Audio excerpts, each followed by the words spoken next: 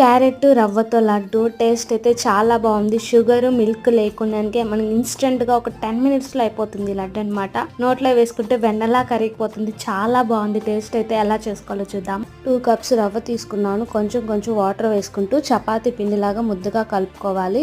So ఇది మనం చపాతీ లాగా హ్యాండ్ తోనే చపాతీ లాగా రుద్దుకోవచ్చు, లేదా ప్యాన్ మీద కూడా డైరెక్ట్ గా రుద్దచ్చు అనమాట. 2 sides ఇది బాగా కాలిన తర్వాత తీసి కూల్ అవ్వాలి. తర్వాత చిన్న చిన్న పీసెస్ గా చేసి ఇది మిక్సీ గిన్నెలో వేసి పౌడర్ చేసుకోవాలి. సో పౌడర్ పక్కన పెట్టుకొని ఇప్పుడు ఒక ప్యాన్ పెట్టి 2 spoons గీ వేసి క్యారెట్ తురుము వేసి అది పచ్చివాసన పోయేంత వరకు బాగా ఫ్రై చేసుకోవాలి. తర్వాత ఈ పౌడర్ వేయాలన్నమాట. సో రవ్వ పౌడర్ వేసిన తర్వాత గీ వేసి 1 minute కలిపితే సరిపోతుంది. ఎక్కువైనా మళ్ళీ గట్టిగా అయిపోతుంది అనమాట. సో ఒక బౌల్లో తీసుకొని డ్రై ఫ్రూట్స్, ఇలాచీ పౌడర్, 3/4 కప్పు బెల్లం వేసి బాగా మిక్స్ చేసి లడ్డు చేసుకోవడమే.